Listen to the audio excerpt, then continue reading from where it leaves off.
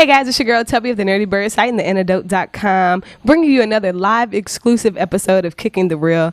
I am joined by a very special guest today, you guys, so get ready. This is about to be really good. Native of Brooklyn, all the way down, coming out to vibe with me. How are you today, Mr. Wordsworth? What's happening? How y'all doing? What's going on? Man, just so honored to be able to sit down and chat with you and kind of catch up with all the things that you have going on. Thanks for having me. My pleasure.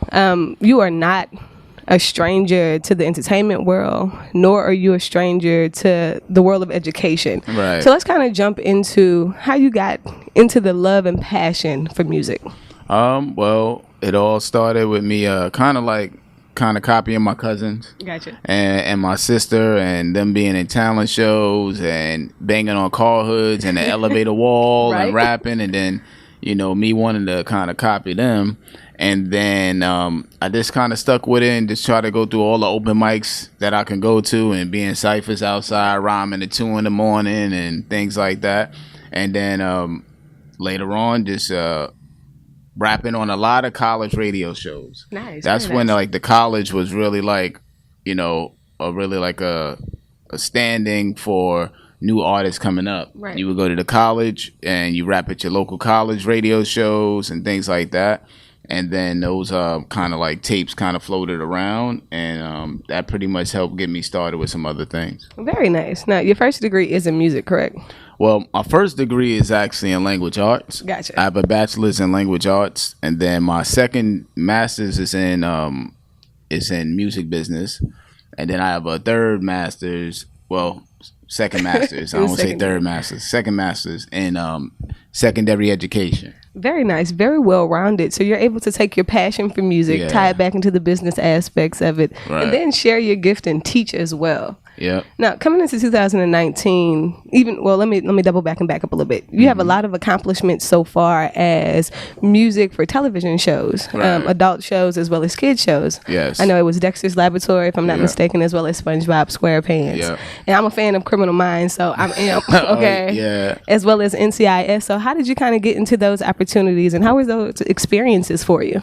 Well, really just getting my reputation for being able to rap, and then I rapped on a album called Prince Amongst Thieves, I believe that's what it's called, by Prince Paul. Nice. And it was kind of like doing similar if you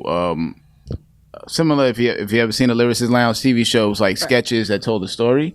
He actually did an album like that, and he had me actually rhyme on the album that came later on that was called Politics as Usual, I believe. Nice. And on that album, I pretty much connected with him on that, and he had me rhyme on a song with MF Doom and Chubb Rock, and then we wound up having the same publishing administrator. So that's pretty much what happened. So because so then having the same publishing administrator, Prince Paul was working on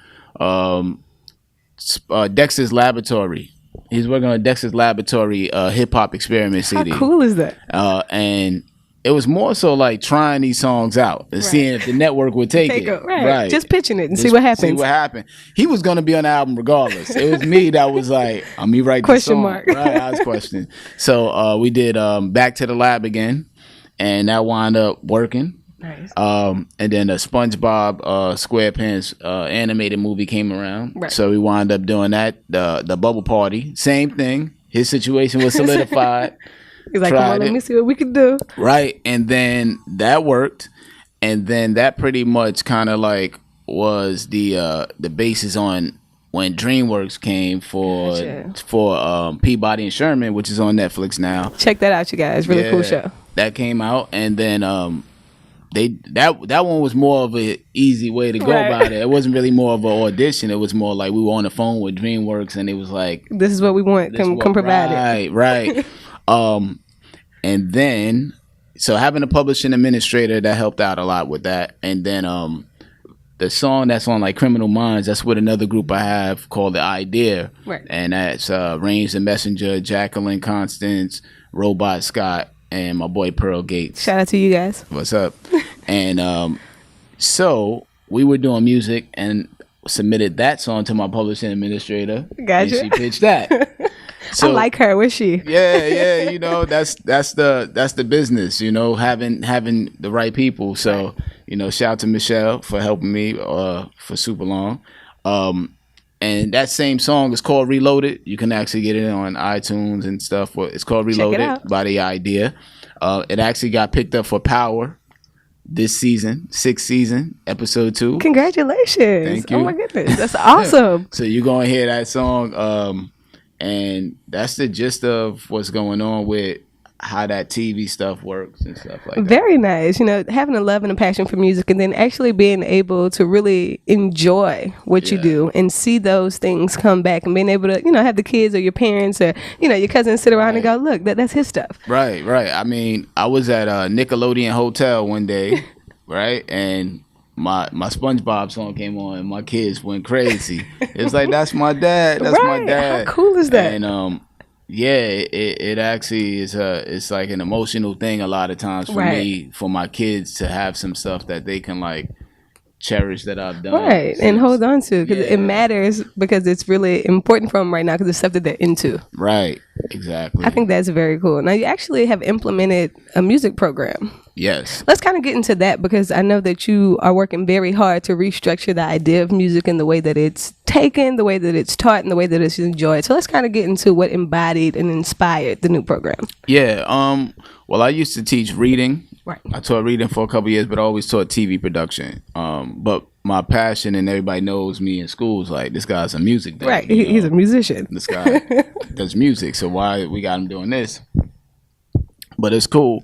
So my school, Oak Hammock Middle School, they wound up filling out, applying for a grant. Right.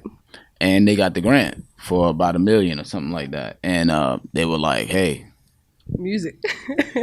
you take how much you need to do what you want to do. Right. And they entrusted in me to do to design my own class. So yeah, you could just type up Oak Hammock Middle School, and you'll see it, music production, and you'll be able to check out some of the YouTube clips and things of that nature. You can see what my classroom looks like. Very nice. So that arts grant is called Arts Integration. Okay. So the grant, you have to actually combine, whether if you're teaching math, you have to teach math also in a way that it combines something dealing with arts. Very cool. So, you know, with the music production is similar as well. So there's a lot of, you know, the art of doing music, but it also deals with me combining it with other core fields, such like math, because you got to count tempo. Right. If you want to deal with history, you know, there's history of music. Right. So it's just really being able to collaborate the arts and all the other core subjects, and that's how it came about. I think that's really cool, because kids don't even realize when they're passionate about something and when they enjoy something, that the little gems that they pick up along the way make them who they are and help set them up for what they'll be doing in the future. Right. So I think it's very cool that you've taken the opportunity to use the STEMs and to use those core subjects to double back to the things that are more enjoyable. I think that's really awesome. Yeah, definitely, because that's what they're into now, music. And I find it like I kind of have a unique connection with them, because I know all the songs they like. Right. So I get to talk about some of the stuff and artists that they're into. And then it kind of brings that bridge to listen to what I have to say at times. Very nice. Now, do you ever give them the opportunity or give them projects where they're able to kind of create their own music? Yeah, that's what the class is about. They try to bring in these beats to freestyle like somebody else's beats. And I'd be like, nah, we're not doing that. Make your own. Yeah, we're not doing that. You got to sit there and make your own. And you got some kids that get turned off by it, and I don't really care. You just get mad at me. Right. And then I got some kids that sit there and make their own, write the whole song. We actually, this was the first year of the music program, the first year of the film production too. I teach film. Cool. And we were nominated for 9 awards and won 5. Very nice. Congratulations to you guys. Shout out to all the kids for working hard and maintaining. That is really awesome. So it was successful in the first year. And that was from kids. We won a music video. So they actually tied. So 2 kids won for doing music video.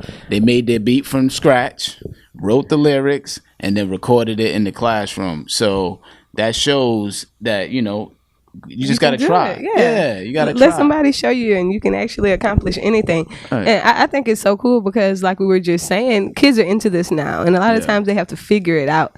The fact that you're pushing them from the beginning to do everything yourself, it'll set them up for the best when they really get into the industry and are trying to do this. Right. Now, if you could give advice to kids, upcoming artists, or any individual that's looking to get into the entertainment world, what advice could you give to stay on the straight path and to be as focused and successful as possible? The first thing I typically try to get the kids to get into is making sure you do stuff that's original, but also register with a PRO, a performing rights organization like BMI, ASCAP, CSAC. Because a lot of kids, even though they may seem young, 15, 16, 17, 18, you see them putting out a lot of hit records on YouTube and stuff like that. You can actually go register, and that way when these views are happening and when somebody's playing it, they know who to find to pay for it. Because I had a lot of kids that would put out mixtape, and then it's like, all right, are these songs registered? And they're like, nah. And I'm like, well, you know, people playing it around the world, they don't know where to send the money to. Right. You know what I'm saying? So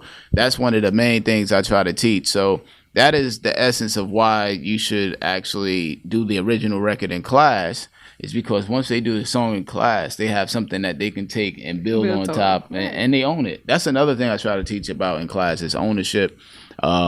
Of what they're doing. So I had a student that also won for best documentary. Very nice. And she did a whole documentary on step. Cool. So they started off documenting it from the beginning, and then they won at the end. Very nice. The competition. So, you know, stuff like that, owning it later on. Right. Just being aware of the things that are necessary up front. Right. I think that's awesome as well. Now, one of the things that I think is really cool too is that you're able to juggle the classroom. You're able to juggle the outside experiences as well as fatherhood. So let's kind of talk about that. How's the experience when you have to travel and leave the kids and coming back home? I mean, now it's way better because they're older. Right. And I've been teaching for the past 4 years. So I didn't miss their formative years. But when they were younger, I missed out on a lot of stuff, you know. Gotcha. So I kind of like sometimes be like, man, I missed out on a lot of, you know, birthdays. Because sometimes I'll be on tour doing a birthday, things like that.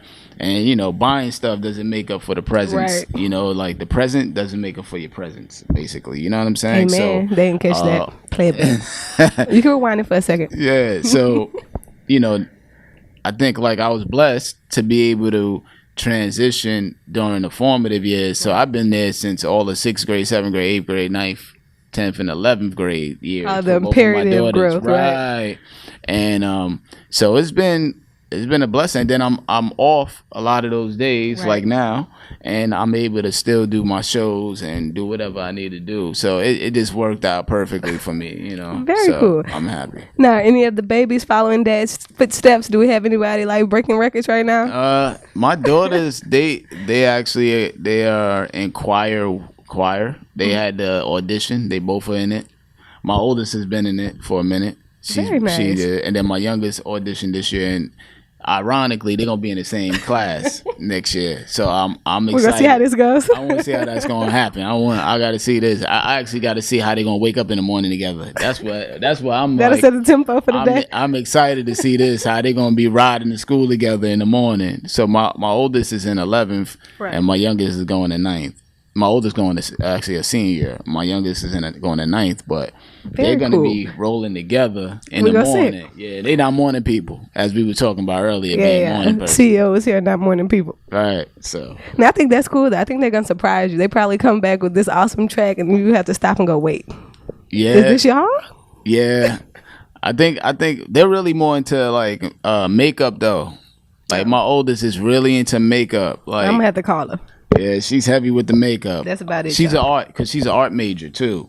So nice. She's with the drawing, the makeup, and anything that deals with drawing and stuff like that. She's done artwork for my classroom too. Oh, very cool. So she's like into digital art. Is it more? She's into digital art more so than anything. And you know, she'll do some sketches here and there, but it's definitely that she got an iPad and she goes in with that, and then she does sculpting. She takes everything, but she's really heading towards that art field and stuff like that. Very nice. Shout out to the babies. Congratulations on all your success and much more success to you. Yeah. Now, coming out, actually getting ready to tour.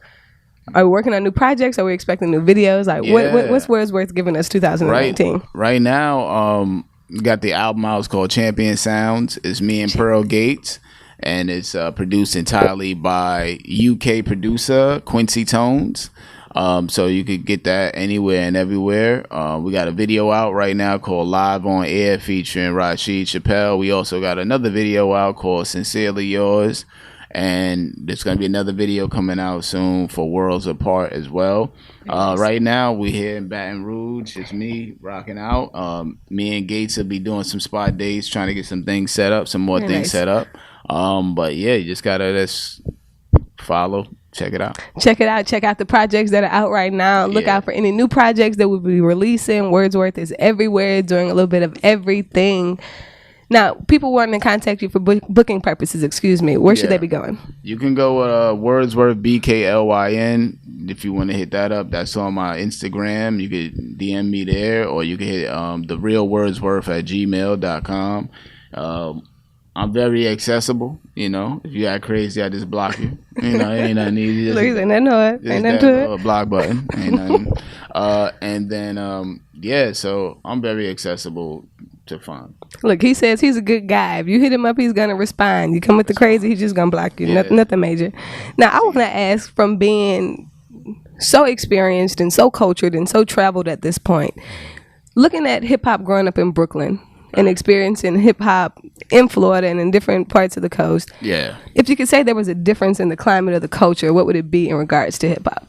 I would just say, just the bridge from generation to generation. It always seems like we're always tearing down a bridge to allow it to grow and evolve with respect towards each generation. Right.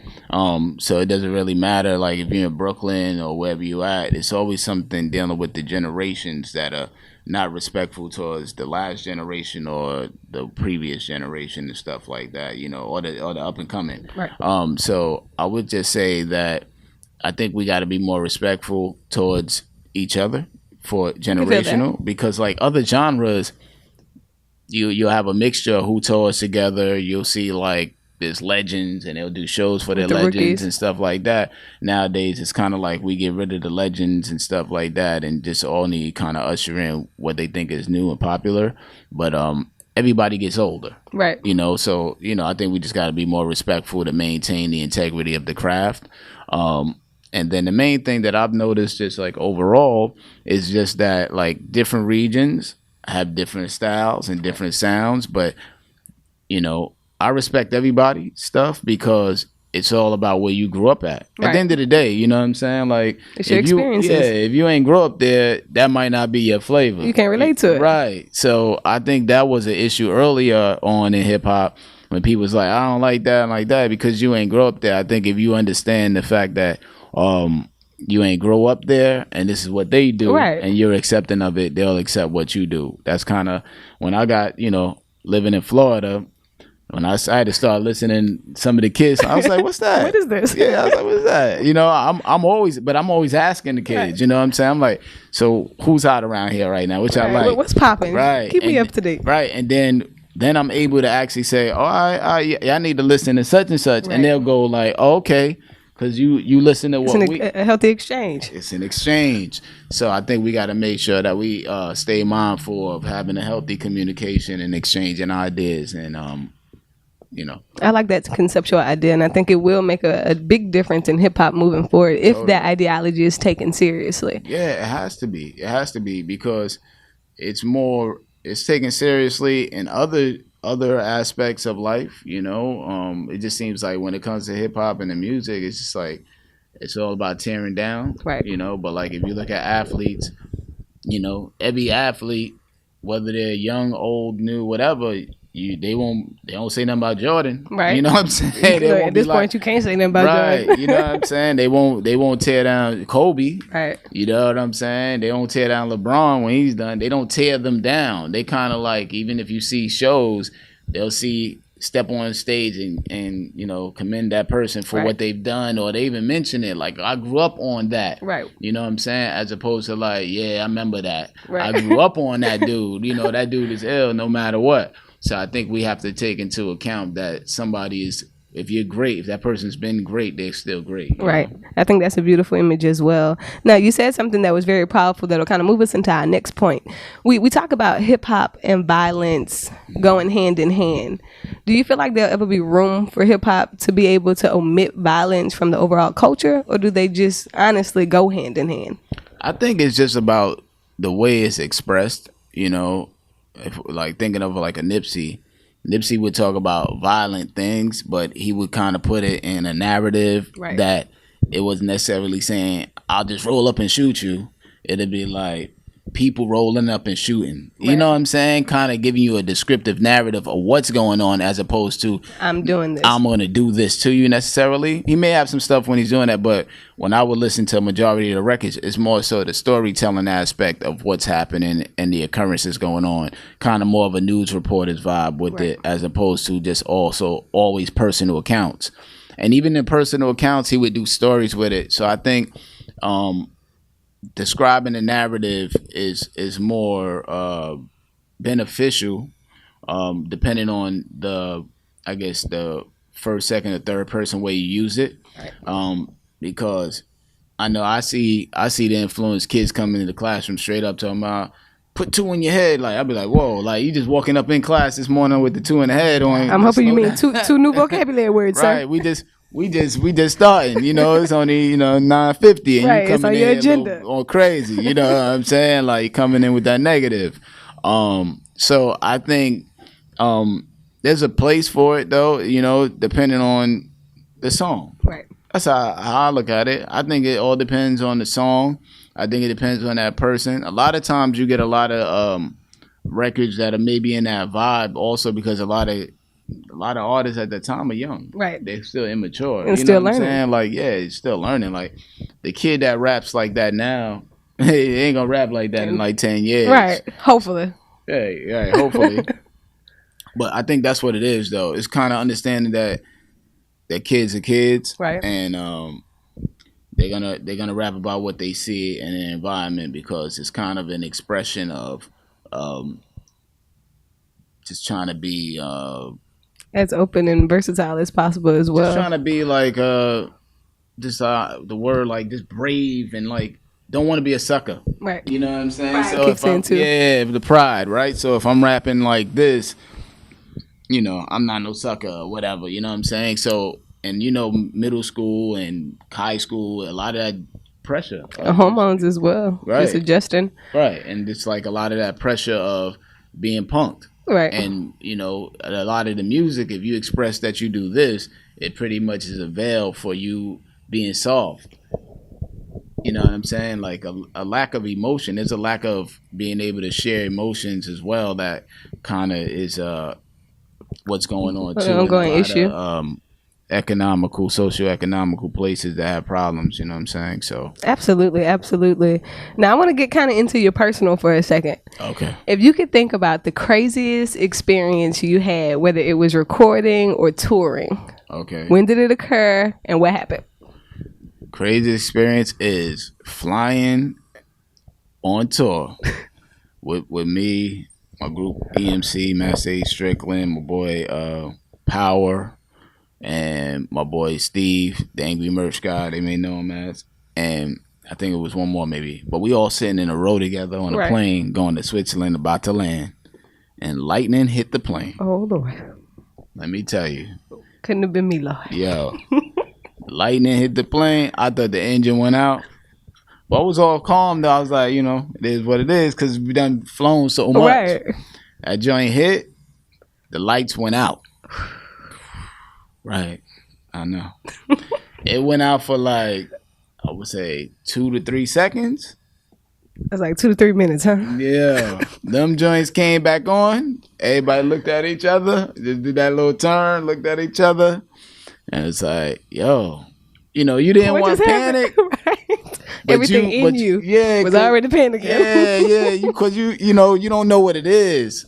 So then the pilot came on, was like, yeah, a little lightning hit the plane. Yo, I was like, thank you, Lord, because I was trying to figure out which way I needed to run. I never experienced. I mean, I've flown a lot.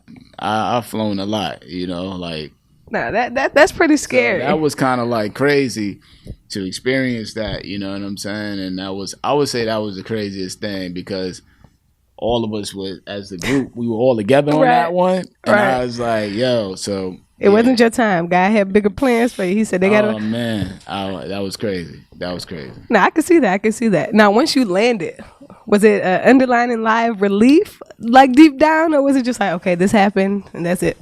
Yeah, it was relief. I think because we flown so much, you know, we kind of just was like, you know, we took it in stride. Right. But I'll never forget it because what's the likelihood of thinking about that? You know what I'm saying? As many times as we've flown, or like if you've flown, you've flown before, right? And you know, sometimes there's weather, but it's like the vibe of you're above the weather, right? Or, you know what I mean? So you can kind of feel the wind change and everything. You kind of just roll with the punches on it. So, you know, I didn't really think that would occur. So that was was cool. That was pretty crazy. That was pretty crazy. That's crazy. I think about it all the time.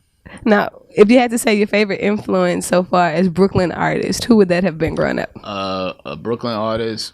Well, one is Master Ace because he's from Brooklyn, and he's, you know, I'm honored to be in a group with him, EMC.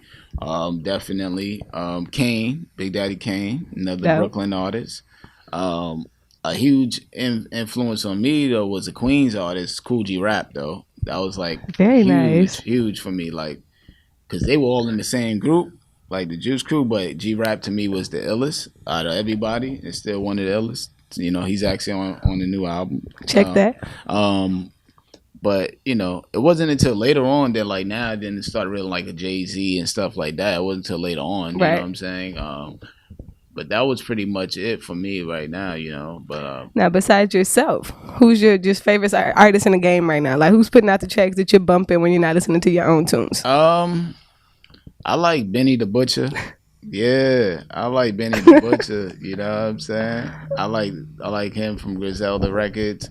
Let me say I watch a lot of battle rap stuff because I like the cleverness, the punchlines, I like that. Let me see what else I'll be listening to like that. Who your favorite battle rapper? Came from the execs. I think Rum Nitty right now. I like Rum Nitty, you know. I think he might be that dude. You know, he still has some things to work through, but like overall, he's super consistent and crazy with it. But like you know, check out that Marcel P. Black. Go check that. We do that. What else?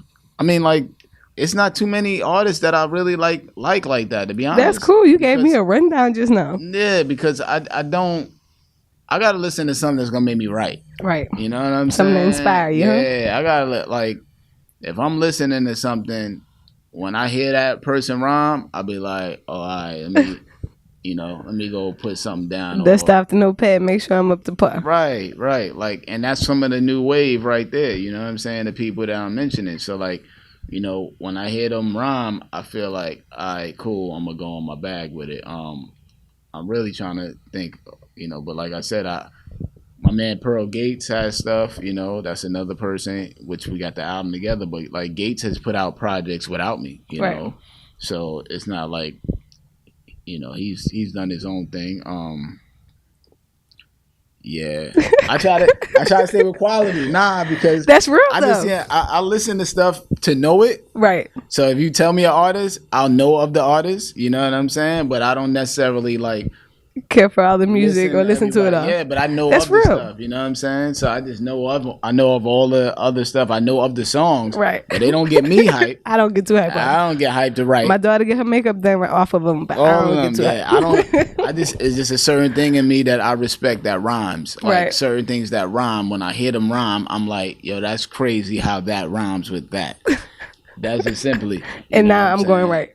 Yeah, I like how that rhymes because some of the top people that's considered now, I like their music. Right. Not necessarily the rhymes, though. There's a difference. I like the song.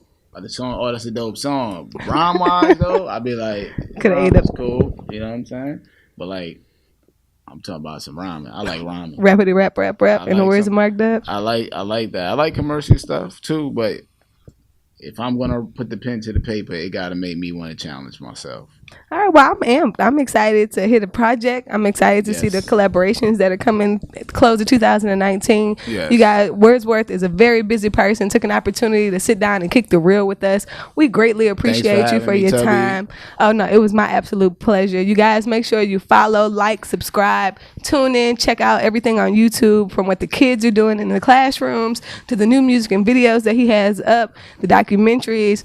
You are a blessing to the youth.